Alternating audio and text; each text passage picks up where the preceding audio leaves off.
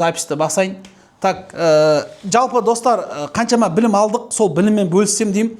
Өйткені бизнесте 5 адам бастаса бизнесті, соның жоқ дегенде біреуі, кемі біреуі бір жылдың ішінде банкрот болады.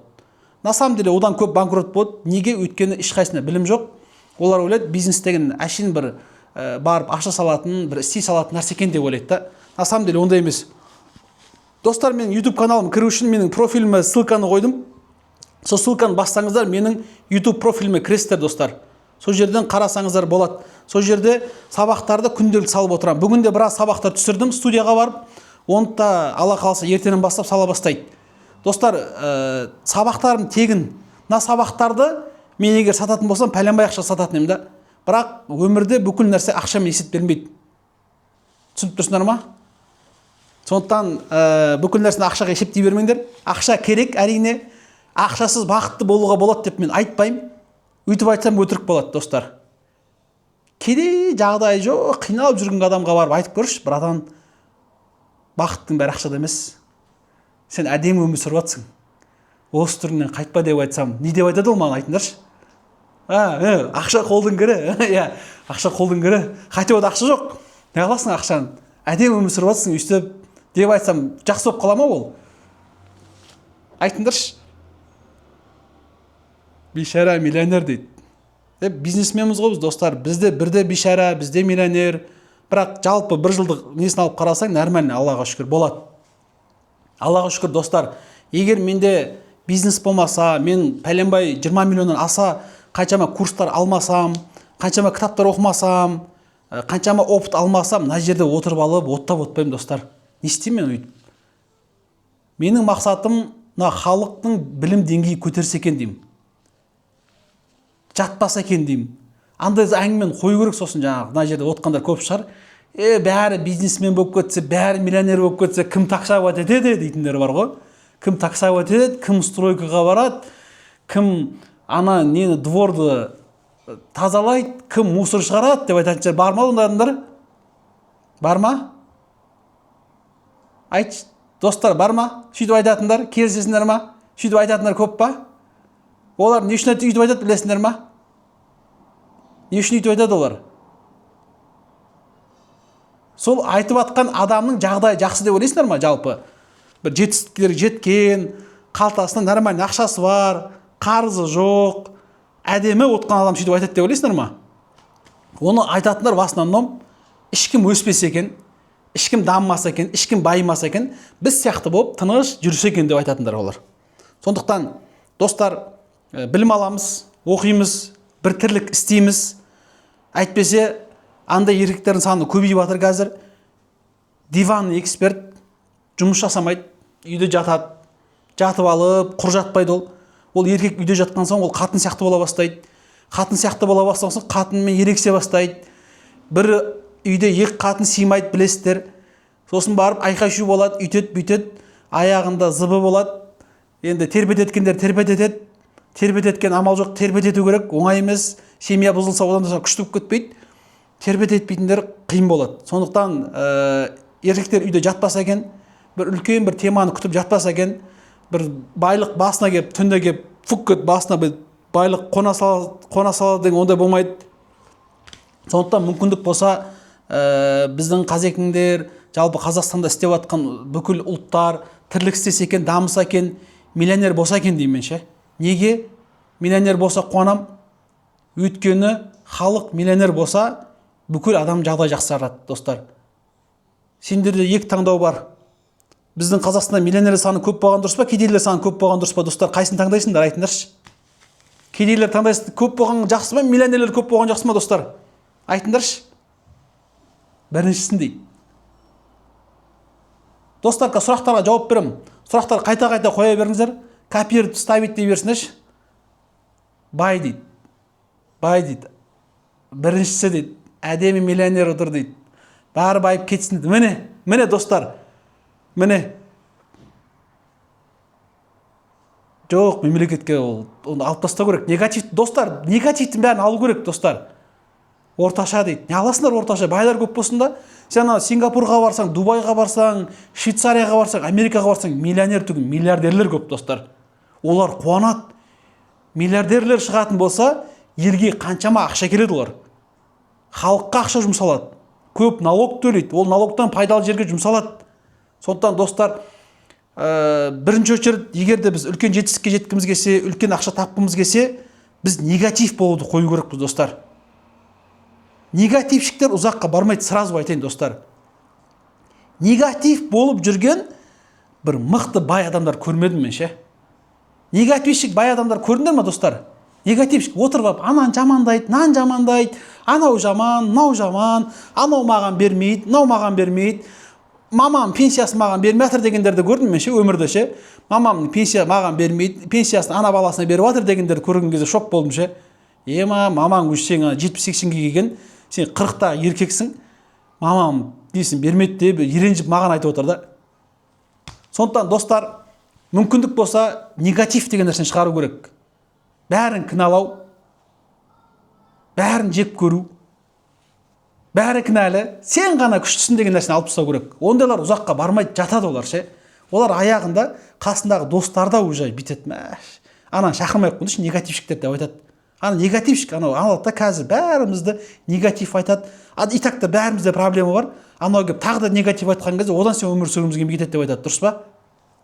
Бар ма достар? Эненен Ақтөбе, эненен сені удалдетпеймін ше. Ризамын ше, молодец, жаман негатив жаз, базар жоқ. Сенің өзіңнің пайдаң тиіп жатыр ше. Мынаны рекке шығаруға. Сен кімсің дейді. Достар, мен ешкім емеспін. Менің тек сөзім сендерге маңызды болды. Мен баймын ба, кедеймін ба, менің қалтамда ақша бар ма, мен бишарамын ба, миллионермін ба, түк қажет емес ол. Менің ең басты опытым, ең басты сендер пайда алсыңдар болды. Түсініп тұрсыңдар ма? Сендер менен пайда алып, мына жерде отқандардың, адамдардың хотя бы бір тірлік істемей жүрген тірлік бастап кетсе, бір тірлікті істеп кетсе, сосын дамып кетсе, ертең миллионер болып кетсе, ол мен үшін үлкен қуаныш достар. Түсініп тұрсыңдар ма? Қашан басталады дейді. Так, бастайық достар онда. Бірінші, андайда достар, бизнесті бастамай жатып, сендердің негатив деген нәрселерді, кейбір дұрыс емес ұғымдарды, дұрыс емес сенімдерді миларына алып тастауға менің мақсатым. Түсініп тұрсыңдар ма? Так, достар, бастайық. Бизнес туралы айта бастайын, бірақ бір нәрсе керек достар. Бизнесте мал болып жұмыс жасау үшін саған не керек достар? Айтыңдаршы достар. Достар, удалдетпеймін мына жер негатив сөздерді. Базар жоқ, халық көрсін мына жерде батырларды. Негатив жазатындар олар батырлар достар. Мен оларды батыр деймін. Неге батыр дейсіңдер білесіңдер ма? Өйткені олар халықтың алдында бүкіл негативін құсып жатыр да. О, мен үйтіп жасай алмаймын, мен мысалы үйтіп ше. Мен қорқам. Халықтың алдында аузыма келген нәрсенің бәрін құса беру мен үшін бір әдепсіздік ол ше. Әдепсіздік, бір ол уже сенің нашар адамын көрсетеді да ол ше. Сондықтан мен оларды батырлар деймін. Батыр негатившіктер деймін ше. Батыр хейтерлар деп айтамын ше. Батыр тигрлар деп айтайын ма, не дейін тағы да. Қазір сонда хит болып кетті, тигр деп айтатын. Сондықтан бұлар менің батырларым. Халықтың алдында бәрі оқып тұр оның мына жерге жазып жатқан. Соны қорықпай, сондай жаман сөздермен мына жер құсып, тышып, сондай нәрсе істеп жатыр. Не дейміз енді, олар батырлар енді. Жалғастырайық, достар. Бизнесте мал болып істеу үшін не керек? Айтыңдаршы. Бизнесте мал болып жұмыс жасау үшін не керек? Білім дейді. Жоқ. Ниет дейді. Жоқ, мал болып жұмыс жасау үшін не керек? Мал керек дейді. Риск, желание дейді. Жоқ, мақсат дейді. Жоқ, денсаулық дейді. Денсаулық, жақындаудың күш дейді, сила дейді. Міне. Не керек? Энергия керек, достар. Келісесіңдер ма? Мына жерде жазыңдаршы, кімде энергия жоқ? Барса мына жерде тола болу керек. Энергия жоқ деп жазыңдаршы, барма мына жерде. Бірдеңе бастайын десем, шаршап қалам, кешке жақын ұйықтағым келеді, шыққым келмейді, желание жоқ. энергия жоқ дейтіндер бар ма мына жерде? Жоқ қой энергия. Бека міне жазды. Энергия ұрып тұр дейді. Заңғар, молодец. Бар дейді Нұрай. Жоқ сондай мен дейді Нұржігіт дейді. Болады дейді. Менде жоқ дейді. Алтайыр дейді. Жоқ дейді. Конечно бар дейді. Мен білу керекпін де қанша күнде жоқ вақтада келдім, энергия жоқ дейді. Міне көрдіңдер ма достар? Жоқ дейді. Қараңдар достар. Түсіндіңдер ма?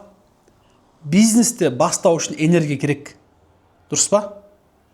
Энергия болмаса не қатырасың? Сәл 1-2 сағат істейсің да, что-то ұйқым келіп жатыр, братан шаршап қалдым, үйтіп қалдым, бүйтіп қалдым. Қойшы өлеміз ба, дүние деп, ақша деп өлеміз ба? Анау бірдеңге, қойш шаршадым деп айтатындар бар ма достар? Бар ғой, дұрыс па? Енді қараңдар достар. Неге энергия жоқ? Ойландыңдар ма сендер? Мына жерде жазып отыр достар, сендер қараңдар ақырын. Энергия барлар бар, энергия жоқтар бар. Дұрыс па? Мен ойламаймын, энергия жоқтарда бір қолы жоқ, бір аяғы жоқ, бір көзі мынандай, там бір мұрны ғана демалады, бірақ құлағы бар деп ойламаймын мен ше. Дұрыс па? Бәрін бір дейсіңдер. Біреуінде энергия бар, сендер энергия жоқ. Сендер сұрақ қойыңдар ма, неге менде энергия аз? Достар, менің мақсатым сендердің миларың шайқау. Анау пәленбай жыл қолданбай, свежий отқан милар бар ғой, өмір қолданбаған, ешқашан ойланбаған ше, сол миларды шайқау менікі. Түсініп тұрсыңдар ма? Кәмен мына жерде құр сөйлей берсем пайда жоқ. Милары шайқалу керек сендердің. Сендер менің эфирімнен кейін видео айту керексіңдер ғой. Ё-мое, сондай нәрсе бар ма не деп ше? Солай да істеуге бар ма не? Сендер менен кейін пайда алып кету керексіңдер, достар. Мына эфирден кейін әрқайсың пайда алып кету керексіңдер. Түсіндіңдер ма? Мына жерден пайда алмасаңдар, онда маған да пайда жоқ та, менің уақытымды құртып, сендердің уақыттарын құртып деген сияқты ше. Түсініп тұрсыңдар ма достар? Қараңдар. Мына жерде отқандардың кейбірінің энергия бар, кейбірінің энергия жоқ. Энергия жоқ дегендерге ойландырмай, не үшін жоқ? Сен не дұрыс істемей жатсың, который сенде энергия жоқ? Достар, мына жерге жазыңдаршы, не үшін сендер энергия жоқ? Не деп ойлайсыңдар, неліктен жоқ деп жазыңдаршы. Мына өйткені халық оқу керек, энергия жоқ, энергия бар дейді, инвестор жоқ дейді. Оны туралы айтам достар.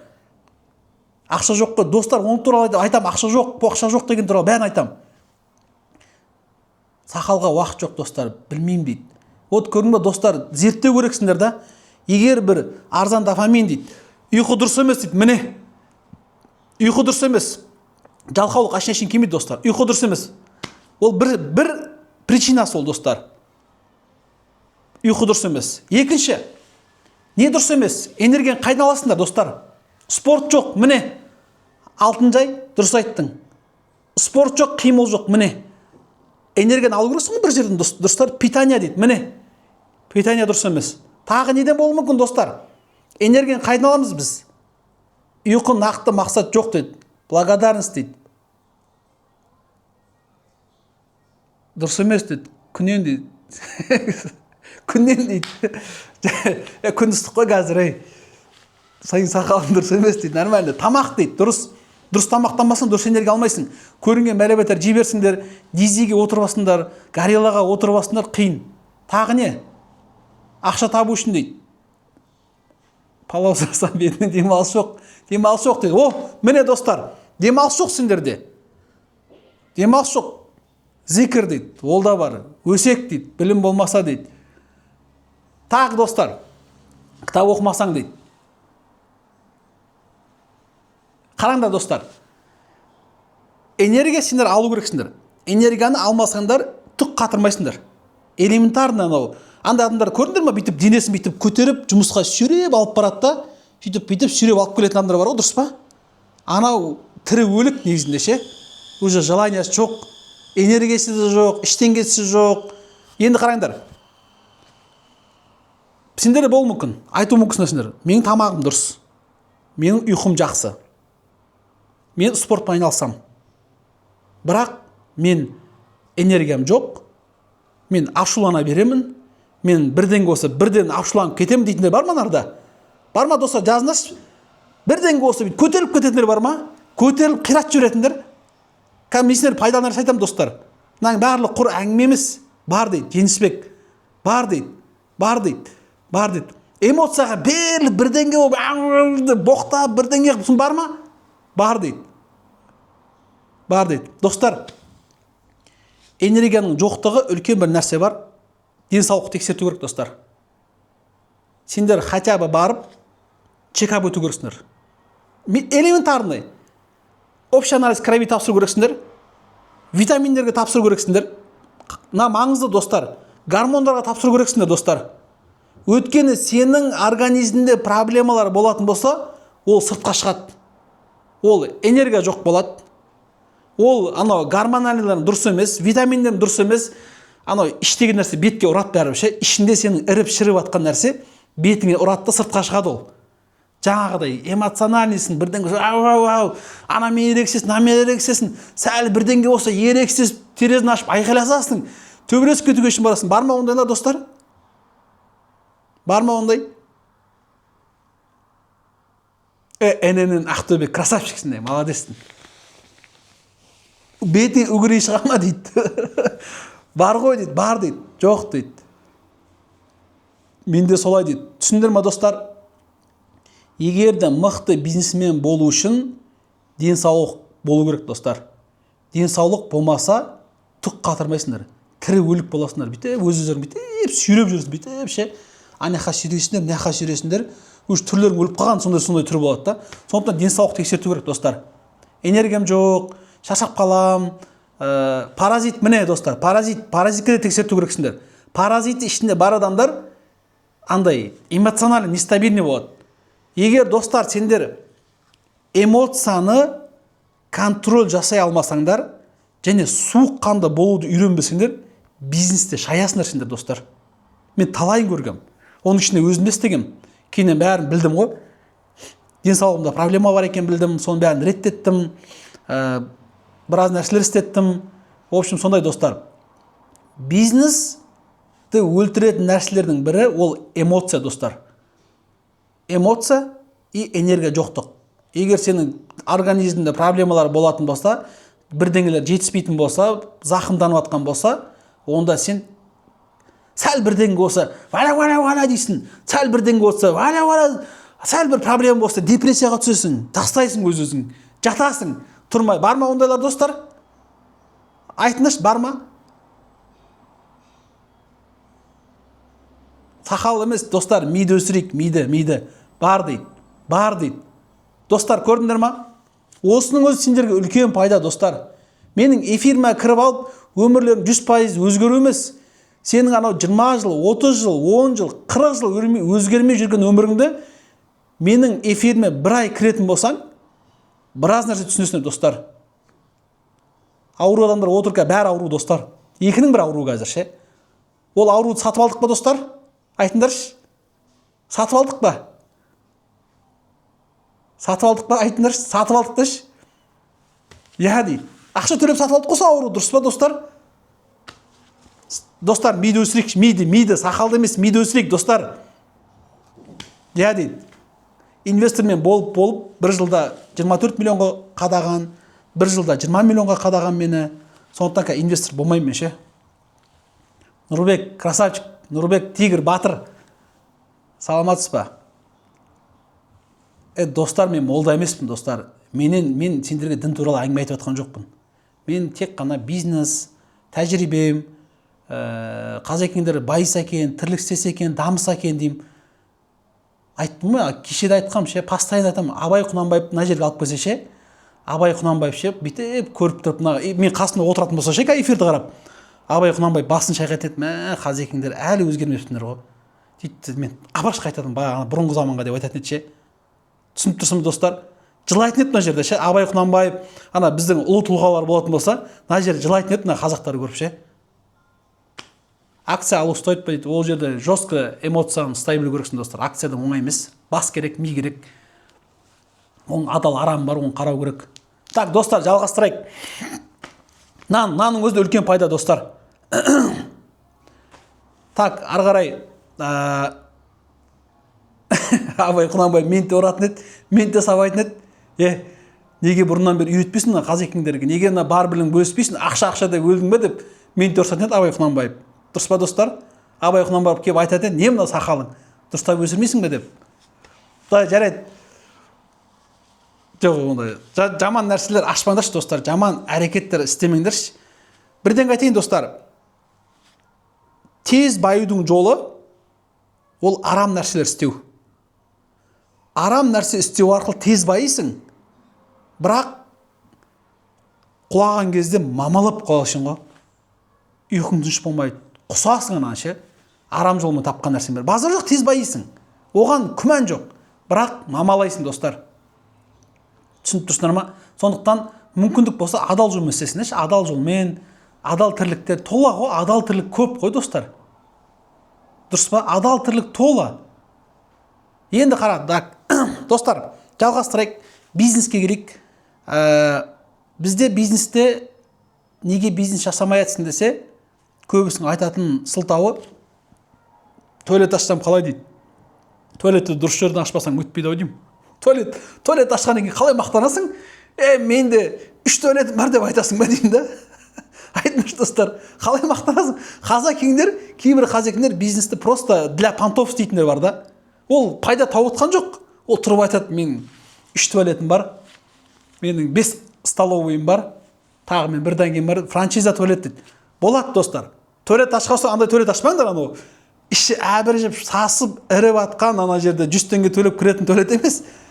Необычный туалет ашсаңдар өтеді достар. Түсініп тұрсыңдар ма? Необычный туалет, өз-өзін жуатын туалет, тап-таза болатын туалет болса өтеді. Түсініп тұрсыңдар ма?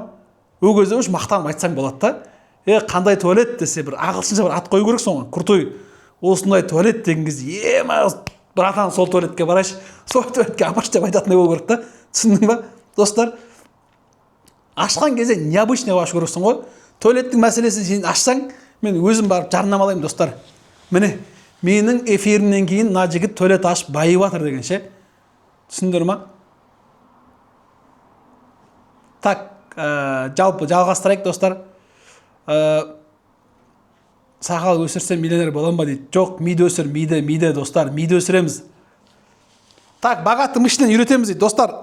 Жалғастырайық. Жалпы бизнес бастау үшін сендер айту мүмкінсіңдер, братан, бизнес бастағың келіп жүрсе, желание бешеный, энергия бешеный, бірақ ақша жоқ дейтіндер бар ма? Айтыңдаршы достар, ақша жоқ деп айтатындар бар ма? Бизнес бастайын десем. Бизнес бастауға кедергі болып тұрған ақша деп айтатындар бар ма мына жерде? Братан, ақша жетпей жатыр. Бір бизнес істейін десем ақша керек дейтін бар ма? Өтірік достар. Мен талай бизнесмендерді көрдім, нөлмен бастаған достар. Нөлмен бастағандар көрдім. Мына жерде бизнестің жасау үшін ақша керек дейтіндер кімдер білесіңдер ма? Кімдер білесіңдер ма? Олар бірден байып кеткісі келетіндер. Бірден біреуден 10 миллион теңгені алып, фук еткізіп, 10 миллион теңгені бір бизнеске салып жүрсе, бүйтіп 100 миллион тауып кететін сияқты, сондай мышлениемен жүретін адам бар. Бизнесте достар сабырлық керек. Бизнесте сабырлық жоқ болса, шаясыңдар достар. Бизнес деген андай емес, тұрып фук еткізіп істеп, бірден байып кететін емес. Бизнесте, тем более қазіргі заманда достар, 2 жыл, 3 жылсыз, 4 жылсыз байымайсың бизнесте. Тек бизнеске жұмыс жасайсың, бизнесті өсірем, бизнесті дамытам деп ше. Түсініп тұрсыңдар ма? Сондықтан бизнесті аздан бастау керек. Аздан бизнес жасағың келе ма, бизнес салаға кеткің келе ма?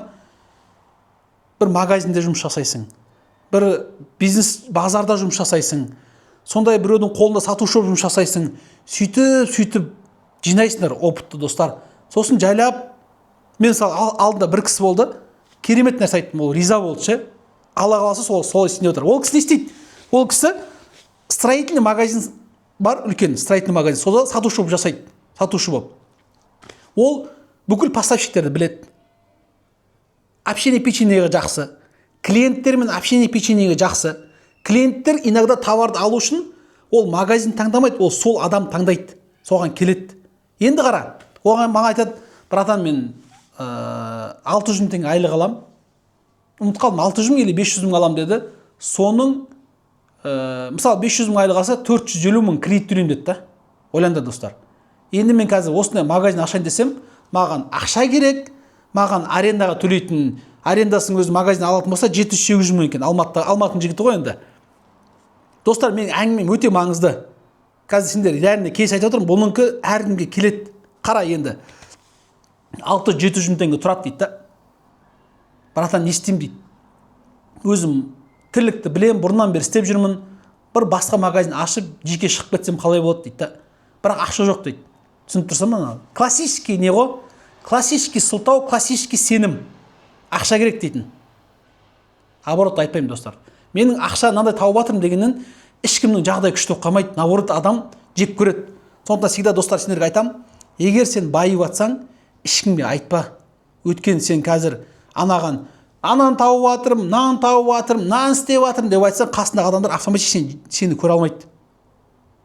Наоборот, оның орнына сен, братан, мә, тиын ба, мә, братан, өзім көтерем, өзім төлейм, братан, мә, тиын ба, қарыз, мә деп берсең, болмаса туысқандарыңа берсең, ол кезде риза болады туысқандарың да, достарың да.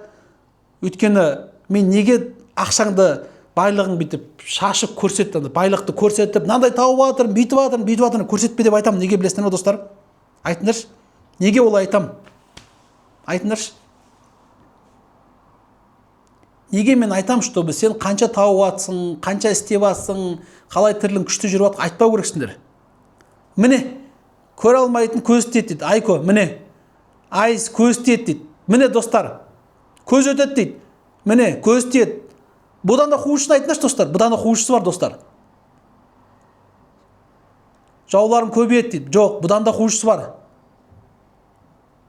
Достар, мен имам емеспін, мен діни білім алған адам емеспін. Мен бизнес туралы, ғылым туралы не бар тағы да? Дуалайды дейді. Міне, достар. Дуалайды, достар. Жақын туысқандарын дуалауы мүмкін, достар. Түсініп тұрсыңдар ма? Мен талай жігіттерді көрдім. Датау ақша тауып тапты да, ана вертолетпен жүрген суретін көрсетті. Қымбат машиналар болды, спортивный, солармен жүрген көрсетті. Бір күні дыңқ етіп құлайды ғой. Не болды десем, дуалады дейді ғой. Түсініп тұрсың ба, достар? Қарғаған айналайын ғой, дуалайды, достар. Дуалаған кезде, топ еткен кезде, в общем, амалайсың ғой. Түсіндіңдер ма? Сондықтан байыған кезде бірінші очередь не істеу керек? Байымай жат, достар. Күтпе анау. Братан, бір миллиардқа жеткізіп алайыншы, сосын бар садақа берем деген әңгімені алып тастаңдар, достар. Түсініп тұрсың ба? Ана миллиард жеткізіп алайыншы, братан, жетпей жатыр. Қазір 100 миллион тауып жатырмын, ертең миллиардқа жеткізіп алайыншы, сосын берем деген алып тастаңдар, достар. Қазірден бастап сен қазір жоқ кезде, ақшаң жоқ кезде сен бер алсаң, ертең байығанда одан да көп бересің. Ал жоқ кезде 100 теңге бер алмасаң, ертең байыған кезде 1000 теңгені де бер алмайсың, достар. Түсініп тұрсыңдар ма? Сондықтан қазірден бастап үйрету керексіңдер. Әркім шамасына қарап садақа береді. Жарайды, ақшалай бермей-ақ қойшы, түгі жоқ, сенде ақша жоқ дегеннің өзінде күлімсірейсің, жақсы сөз айтасың, бір көмектесіп жібересің, тағы не бар, в общем, көп қой сондай істер, достар. Сөйтесіңдер, түсіндіңдер ма? Қараңдар, достар, байыған кезде обязательно ақшалар беріп отырыңдар, жұмсап отырыңдар. Сендер қаншалықты көп берсіңдер, соншалықты тез байысыңдар, бүкіл бәлекеттің бәрі тоқтайды. Түсіндіңдер ма? Сендер қазір любой мына Американың, Европаның байларын алып қарашы, миллионерлерін. Сұмдық ақша береді. Неге? Садақаға, пожертвованиеға. Ол ақшаны, ол анау жағдай жоқтардың жағдайын ойлап беріп отқан жоқ ол. Ол байыдың білет, талай кітап оқыған ол. Сөйтеді да, ол содан сайын бере береді. Ол байы үшін береді. Ал сендер мақсаттарың байы үшін емес. Сендер мақсаттарың бір пайдалы адам болайын, берейін, бөлісейін. Өткен сендердің туысқандарың, бауырларыңда егер ертең байитын болсаңдар, сендердің байлықтарында үлесі бар. Андай айтпаңдар, менің байлығым ол, маған ғана берген, мен бөліспеймін ешкіммен. Жұмыс жасасындаршы, не мына жатып ағасында деген әңгімені айтпа, достар. Түсіндіңдер ма? Андай адамдар болады, сәл ақша пайда болып, байыса, туысқандарына, ақша сұрай бермеңдерші, жұмыс жасасаңдаршы деп. Сөйтіп айтып тастайтындар бар ма, достар? Көрдіңдер ме сондай адамдарды? Бар ма? Міне, бауыр ағайынға берсең ризық келеді дейді. Мейір, міне. Бар ғой дейді. Міне, дұрыс айтады, міне. О, достар, мен не істемедім? Достар, сендер алдында мен бір гаишник тоқтатты ше. Енді встречный шығып кеткем. Тоқтатады да, біліп тұрмын ғана решение жіберетін ше. Сөйтіп настроение болмай тұрған. Сөйтіп келеді да, короче, жүз дейді да. Бармаймын дедім, машинадан шықтым да, кілтті лақты жүрмін ана гаишникке ше. Сөйтіп айтамын ғой, братан, менде соншалықты проблема бар, қазір сен менің проблемамды саған беретін болса, сен асылып қаласың дедім да. Асылып қаласың дедім, сен көтере алмайсың менің проблемам дедім да. Өткен менде отқан проблеманы көбісі көтере алмайды. Мен қаншама стресстерден өткем, достар. Әрбір стресс саған екі вариант береді, достар. Айтыңдаршы, не береді? Қандай вариант ол? Әрбір стресс, әрбір қиындық адамға екі вариант береді. Жазыңдаршы, достар, не варианттар ол? Екі-ақ вариант. Жазыңдар, достар. Қандай вариант береді, достар? Тәжірибе дейді. Өлім мен өмір дейді. Қайта тұру дейді. Өлім дейді. Ой береді, өсу не ішу дейді. Полиция не болды дейді, айтып беремін, достар. Күту дейді. Шыдамдылық дейді. Өсу или сыну. Міне, достар, саған сынақ или өсіреді, или сынасың, болды. Түсініп тұрсыңдар ма? Сондықтан мүмкіндік болса, сабыр етіп, дұға тілеп, бұндай кезде атеисттер саны болмайды ол кезде ше. Қатты қиналған кезде Аллахтан жалынып кетесің ғой. Өйткені бизнесмен боламын десеңдер, постоянно сұрайсыңдар, дұға тілесің, Аллах жеңілдетіп берші, Аллахтан көмектесші деген сияқты ше. Мен өзім сондаймын. Қаншама стресстер келеді, кейбір кезде менде сонша проблемалар болады, мен білем, ешкім көмектесе алмайды, достар, білесіңдер ма? Көкем болса да көмектеспейді, ақшаң болса да көмектеспейтін проблемалар бар ма, достар? Жазыңдаршы, бар ма сондай проблема? Көкеңде, ақшаңда, танысында көмектеспейтін проблемалар бар ма сендерде? Бар дейді, міне Нұржігіт бар. Алтайыр бар дейді. Бар дейді. Бар ма ондай? Бар ма? Бар дейді. Айым бар дейді. Бірлес бар дейді. Міне. Көп қой дейді. Бұндай кезде кімге жалынасың деймін да? Кімнен сұрайсың, достар? Менде талай проблема болды, мен көрім, білем. Ешкімге барамаймын мен. Бір Аллахтан баса ешкім көмектеспейді, болды. Аллахтан сұраймын. Аллаға шүкір, осы уақытқа шейін Аллах тағала мені жалғыз қалдырған жоқ. Бүкіл проблеманы шешіп келатыр ше. Түсініп тұрсыңдар ма? Сондай. Гаишник жалғастырайық, достар. Гаишник қызық болып тұр ғой қазір. Гаишник не болды деп жатыр ғой. Сонымен, короче, айтам, братан, короче, мені сотта жүріңдер. Мына машинамды тастайын мына жерде, эвакуатормен көтеріп, штрафсанкені алып кетіңдер, білгендер істеңдер дедім ше. Сонымен анау братан жүрсейді мына жаққа дейді да, жүр дейді. Бармаймын деймін ғой. Машинада отырмын. Сонымен үйтті, бүйтті, короче, көндірді, апарды ар жаққа. Сонымен не керек? Енді молодец екен, ол гаишник түсінді. Сонымен ары қарай айтпай ақ қойын. В общем, бір сөзбен айтқан нормально құтылдым. Ешқандай тиын берген жоқпын, достар. Аллаға шүкір. Сонымен сондай болды. В общем, сонда айтқым келген. Айтпаймын, достар. Айтуға болмайды, достар. Молодец жігіт екен, бірақ молодец жігіт екен. Адамгершілікке салынып, әртү жіберді. Ешқандай решение де болған жоқ, ештеңе де болған жоқ. Әртү кеттім. Осындай сақалдан қорқам, мен де қорқам.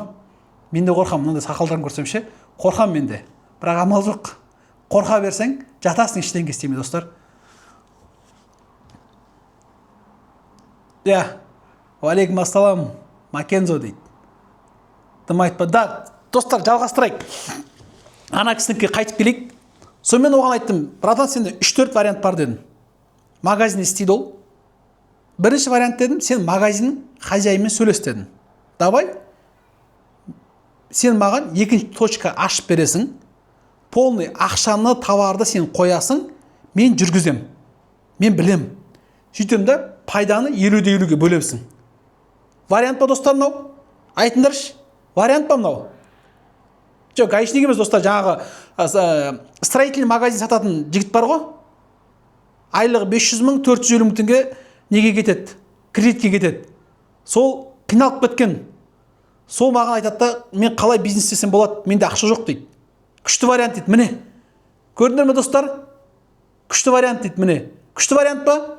Хозяймен келіссең, мысалы, маған біреу сөйтіп айтса, братан, давай мен точкаларын ашам, сен затын сатам, долян былай бөлсеміз десек, мен қуана давай деймін, дұрыс па, достар? Ол дополнительный табыс қол деген. Таза пайдан 50-ге бөлесіңдер, таза пайдан 50-ге бөлесіңдер. Ол бір вариант. Қараңдар. Жоқ достар, андайды қой көріп достар. Мен қазір бизнес бастасам, миллиондарды патыр пұтыр ұрам деген қойындар достар. Бизнес бастаған кезде 1 жыл, 2 жыл бір жерін қысып тек жұмыс жасайсың достар. Біздің қазекендер не істейді көбісі? 1 жыл, 2 жыл жұмыс жасайды да, түсіп тұрған ақшаны алады да, опырып алады да, үлкен қымбат үй сатып алады, машина сатып алады, қыдырады, сөйтеді да, капиталын бәрін жеп қояды да, ақша жетпей қалып, сосын банкрот болып бизнесін жабады. Түсіндіңдер ме достар? Үйтпейсіңдер достар, ол болмайды. Бизнесте шыдайсыңдар, 2 жыл, 3 жыл ақшаны жұмсамайсыңдар. Главное, тамағыңа жетіп тұр ма, қарызың жауып тұр ма, болды. Шыдайсыңдар. Шәл шыдап кеп, уже 5-ші жылға келген кезде, 6-ші жылға келген кезде миллионер боласыңдар достар. Мен сөйттім дейді. Кім айтты мына? Тоқ аяқ киім оптың бағада дейді. Міне, мен сөйттім дейді. Не сөйттің братан? Шайдың ба ақшаны? Или не істедің? Жалқаулықтан қалай арыламыз? Ол туралы айтам қазір. Қашан тур Китайға дейді. 1 айдан кейін баруым мүмкін достар. Қазір 25-інде Москваға кетіп баратырмын. Москвада білесіздер, анау саяси жағдайға байланысты менің 2,5 миллион теңгеден себестоимость тұратын товарым өртеніп кетті. Аллаға шүкір, көп өртенбедім. Мен таныстарымның товарлары 50 миллионға өртенді, 100 миллионға өртенді, біреулер 300-400 миллионға өртенді. В общем, нормально өртенді достар. Бизнес сапармен Москваға кетіп баратырық. Уақытта біраз темалар бар, соны жасау керек.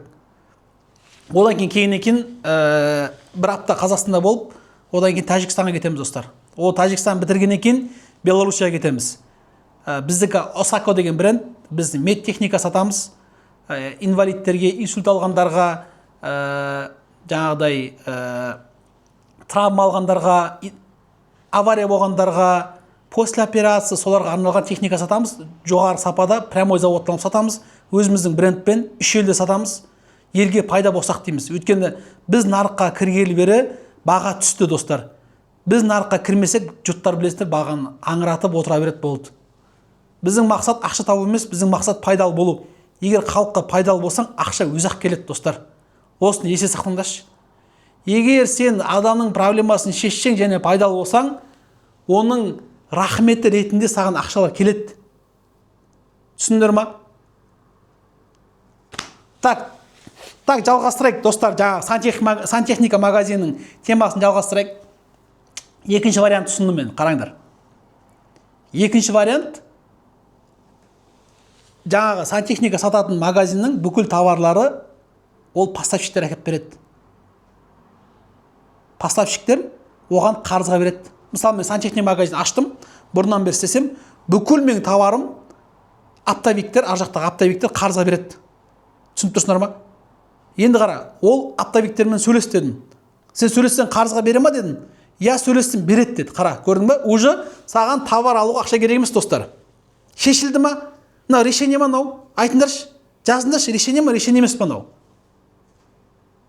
Жазыңдаршы. Достар, активность көрсетейік, лайк басып отырайық, достар, тоқтама, лайк басып отырайық. Хотя бите басып отырайықшы, бите тоқтатпайшы достар. Өткен көбірек адам кірсе, көбі адам пайда алады. Решение брат дейді. Міне, айыз, решение емес дейді. Онда барып қарызға ақша ал деймін, товар алу үшін. Қома дейді, решение емес дейді. Я, шешім дейді. Достар, егер саған біреу товарын қарызға беретін болса, зачем саған ақша керек деймін да? Сен ана магазин толтыру үшін қанша миллион керек білесіңдер ма товарды алу үшін? Кемі 10-15 миллион теңге керек достар. 10-15 миллион теңге бар ма сенің? Біреу, достар, қараңдаршы, біздің қазекеңдерде андай не қалыптасып қалған ше, өңшің теріс ойындар, теріс сенімдер қалыптасып қалған, сондықтан бәрі андай да, братан ақша жоқ, бизнес бастайын десем, братан таныс жоқ, братан көкем жоқ, братан идея жоқ дейтіндер бар ма? Бар ма сөйтіп айтатындар достар? Ол тамақ магазины айтам кейінірек. Бар ма сөйтіп айтатындар достар? Айтыңдаршы. Оның бәрі дұрыс емес достар. Ақша тапқысы келеді. Мысалы, қарашыңдар достар, бір сұрақ қойшы. Осы жерде осындар ғой, қара. Сендерге бір адам кеп та, короче, саған 3 ай берем, 3 айдың ішінде бизнес бастамайтын болсам, сен кетесің арғы дүниеге десе, не істейсіңдер? 3 айдың ішінде бизнес жасайсыңдар ма? Айтыңдаршы, достар. Айтыңдаршы. Или сен арғы дүниеге кетесің, или болмаса 3 айдың ішінде бизнес істейсің десе, істейсің ба сен? Я дейді, істеймін дейді. Жасаймыз дейді. Конечно дейді, айдын. Есенгүл я дейді, әрине дейді. Түсіндіңдер ма, достар? Әрине дейді. Я жасаймын дейді Абу Мұхаммад. Көрдіңдер ма, достар? Егер сенің кеп Алла сақтасын, сен жақын адамың 3 айдан кейін қайтыс болады, мынаның операциясына крупный ақша керек, сенде бизнес жасаудан басқа вариант жоқ десе, сен істейсің ба? Сен айтпайсың ғой, бірақ бизнес жасау үшін ақша керек. Адам қиналған кезде не болады білесіңдер ма? Мынау миың бар ғой, 100%-ға істейтін болады, достар. Миың бар ғой, анау ойламаған нәрселерді ойлайды ше. Түсініп тұрсыңдар ма? Өлмеу үшін бәрін жасайсың, достар. Түсініп тұрсыңдар ма, достар? Ана сылтау айтпайсың сен, братан, менде таныс жоқ, братан, менде идея жоқ, братан, менде таныс жоқ, көке жоқ, тема жоқ, ақша жоқ деген айтасың ба сен? Достар, айтасың ба сол теманы? Айтыңдаршы.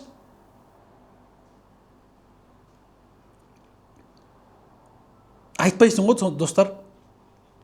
Достар, мына бас не көрмеді деп ойлайсыңдар? Шық жатыр мен. Бол, таста жібер мусорға. Таста, болды, мусорға таста, оны туалетке ағып жібер. Енді Аллаға шүкір, достар, өзім 24 жасымда үйленгем. Үлкен жетістікке жетуіме әйелім себепкер болды. Таза мотиватор. Анау керек, мынау керек, ананы істеу керек, бизнес жасаш деп сол не қылдық. Соның арқасында Аллаға шүкір бизнесте біраз жетістікке жеттік, қадалдық, үйрендік. 6 бала шағам бар. Аллаға шүкір. Оларға да уақыт бөлу керек, оңай емес. Сондай, в общем. Дальше жалғастырайық, достар. Донерге ашқан дұрыс па дейді. Донерген қарау керек, достар. Сенің донерген нашар болатын болса, амайды жұрттар. Баға да дұрыс келу керек. Сақал бар бишара дейді. Иногда бишара боламыз, иногда миллионер боламыз. Өмір солай ғой, достар. Өмір алма кезек, жыл мезгіл секілді. Қысы бар, күзі бар, жазы бар, көктемі бар. Өмір сондай. Еш нәрсе бір орында тұрмайды. Мұрның неге ұзын дейді, білмеймін, достар. Мұрның пұшық сияқты негізінде. Қоя бер соны. Так, жалғастырайық, достар. Так, 3-ші вариант бар енді ол кісіге. Жаңа сантехник магазин ашқысы келетін. Удар ұратын аппаратшы дейді. Достар, ол туралы айтамын, достар. Көп нәрсе айтамын. Мен, достар, айтатын нәрсем көп, бірақ күнде бөлу керекпін. Мен күнделік эфирге шығып, жайлап біліммен бөлісу керекпін. Қара енді. Енді қара. 3-ші вариант бар ода. Ол баратта жер іздейді арендаға. Скажем, біреу 700 мыңға берем аренда деді да. Ол тұрып айтады, братан, мен яқта тауарды алып қойып сатам, менде опытым бар. Давай сен маған рассрочка бер, мен саған бірінші ай төлемеймін, бірақ екінші айдан кейін бар төлей бастаймын дейді да. Жарайды, сен аренда 700 мың, 800 мың теңге қылшы, бірақ мен саған екінші айдан кейін или үшінші айдан кейін төлеймін дейді. Қара, қарызға беретін адам бар, под реализацией, дұрыс па? Ақша құртпайсың. Екінші саған аренда несі? Ол келсе ме, келіспей ме, достар? Ол вариант па, вариант емес па? Айтыңдар, вариант па мынау? Вариант па, мысалы, келістің аренда беретін адаммен, братан, 700 мың аренда, мен саған 800 мың берем, бірақ бір 2 ай, 3 ай кешіктіріп берем десе. Вариант па? Вариант дейді, міне. 40% вариант дейді. Вариант дейді, міне, достар. Вариант па? Ақша керек па енді оған басында? Не істейсің енді? Товарды әкелесің. Жоқ, келіспейтіндер болады, достар, бұл бизнес, достар. Бизнесте сен пәленбай отказ аласың, достар, дайын болыңдар оған. Ойламаңдар, бизнес жасайтын, братан, мен бизнес жасайын деп отыр, маған бір арнайы бір көңіл күй бөлші деп айта аласың ба сен біреуге? Братан, мен бизнесменмін, онан көрдің бе, бизнесменмін, маған бүкіл сөзіме я деп айтшы деп айта аласың ба сен? Достар, айта аласың ба сөйтіп? Вариант сияқты дейді, міне, вариант деп жазып жатыр. Достар, көрдіңдер ма? Вариант ол. Шүйтесіне товарды әкелесің, сөйтіп сата бастайсың, достар. Сосын жайлап плюске шығасың. Түсіндің ба, достар? Бизнес жасау үшін ақша керек па? Бұл тек қана бір вариант айттым, достар. Менде вариант көп. Ақша керек па бизнес жасау үшін? Сендер достар, 0 теңгемен бизнес жасай білу, ол өнер достар. Түсініп тұрсыңдар ма? 0 теңгемен бизнес жасап кету, байып кету өнер ол.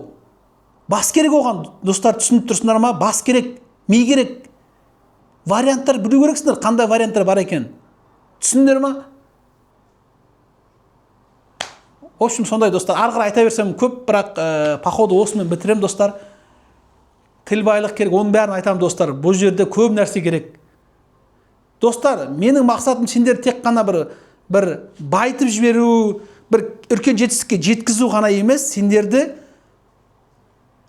нормально, достойно өмір сүретін қасиеттерді үйрету сендерге. Сендер даже үлкен ақша таба алмасаңдар да, бірақ сендердің мінездерің өзгерді, біраз нәрсе түсіндің, жақсы адам боламын деп өз-өзіңе уәде бердің, санаң өзгерді, мышлениең өзгеріп, сөйтіп жақсы адам бола бастасаңдар, үйіндегі қатының бар, әке-шешең бар, таңғалады саған. Е-мое, сен тыныш па, что-то сен өзгере бастапсың, сен жақсы адам бола бастапсың деп айтса, ол мен үшін мақтаныш достар. Түсінесіңдер ма? Түсіндіңдер ма достар? Менің мақсатым сендерге пайдалы болу. Сендердің өмірлерің мен арқылы жақсылыққа өзгеретін болса, әдемі. Түсіндіңдер ма? Сақалым неге ұзын дейді? Сақалым ұзын емес менің.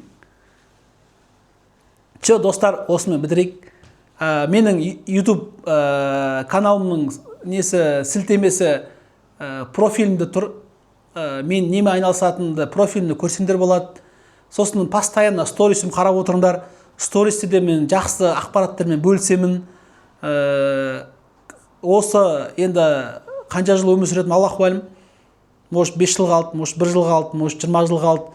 Аллаға шүкір, хотелкаларым бәрі жабылған екен, ары қарай халыққа пайдалы болсам деген не ғой, мақсат қой достар. Сөйтіп бөлісіп, халыққа пайдалы болсақ, халық дамыса, өссе, сол үлкен қуаныш.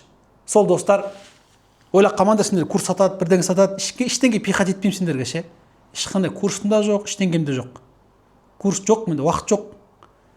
Все, давайте.